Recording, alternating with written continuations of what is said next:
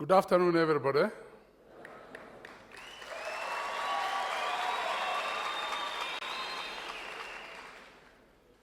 The Right Honorable Prime Minister, Honorable Ministers, the Chairperson of National Urugerero Commission, the Governor of Southern Province and other governors here present, the Vice Chancellor of University of Rwanda and other heads of higher learning institutions here present, distinguished guests, ladies and gentlemen. It's a great honor and pleasure for me to be with you at this launch of the National Service in Higher Learning Institutions. This is a historical event in the history of the education sector in Rwanda. It's an event that will be a great impact, not only on the lives of students, but also on the development of our nation. Ladies and gentlemen, I'd like first to thank His Excellency, the President of the Republic of Rwanda, for having restored Urugerero and thereby restoring positive values and dignity for all Rwandans.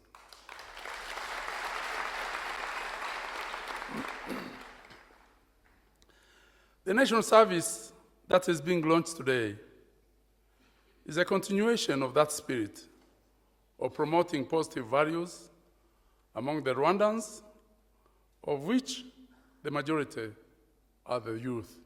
That is you, most of you are here. These are the values of unity, patriotism, selflessness, integrity, responsibility, volunteerism, humility, and so on. The Minister of Education will do everything possible to make sure that the youth we train graduate with those values.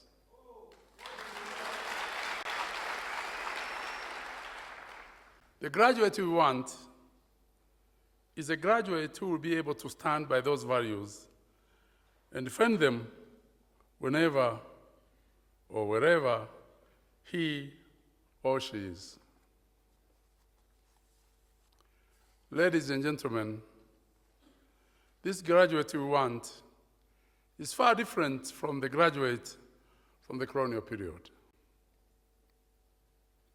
The colonial period produced graduates who failed to fight for the values we all shared as Rwandans, and instead allowed to be manipulated, and the outcome was the atrocities that befell our nation in 1994, genocide against the Tutsis. The graduate we want is the one that has the inner strength to fight for his or her identity as a Rwandese with a set of values that identify all of us. We do not want a graduate that is disconnected from these values or disconnected from the society and the family. We want a graduate who will lead by example and be a model to society wherever he or she will be. This is the meaning of our theme, Nkoroneza Bandebereho.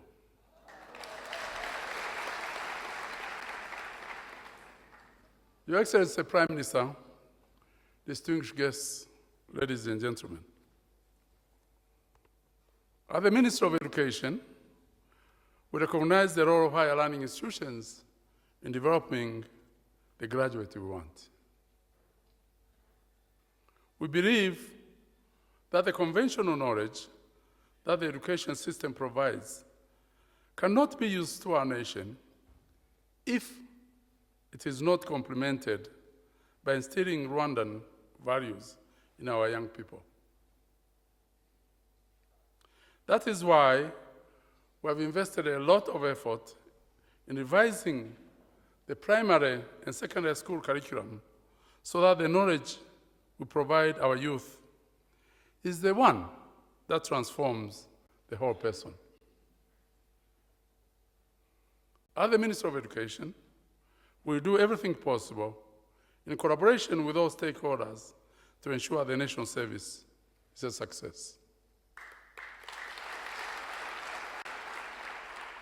Of course, our key stakeholders are the students and the leaders of our higher learning institutions. To our students who are represented here, remember your country has high expectations in you. You should be able to stand for what you believe in, even defend it wherever you will be. As we said, identity and values are the very key of this issue.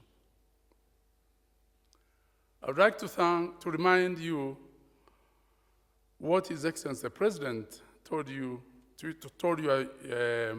fellow youth while closing the 7th Urugerero for the youth abroad on the 25th July 2014.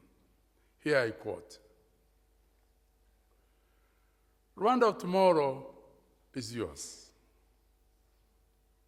What will you stand for? What will you be willing to fight for and even die for? You must want to live for something. A shared identity does not mean that we are all the same.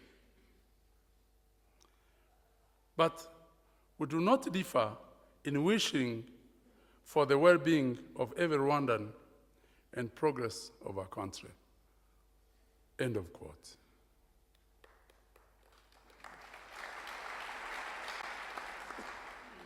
This is a call for all of you to know your identity and the values you stand for. Rwanda has a unique history, and our people, including the youth, should be unique people. You cannot afford to live and behave like other youth in the world because of our unique history. And we believe national service will enable you to nurture the uniqueness expected of you. To the heads of higher learning institutions, we call upon you to provide full support to the national service. The financial contribution and the overall ownership of this initiative is the biggest contribution you can provide. Your students have made a very good progress, and you are required to support them to keep the momentum. We count on your leadership to ensure that the national service is institutionalized and functional in your higher learning institutions. Right Honorable Prime Minister, as I end, I would like to reiterate a commitment of the education sector to support national service.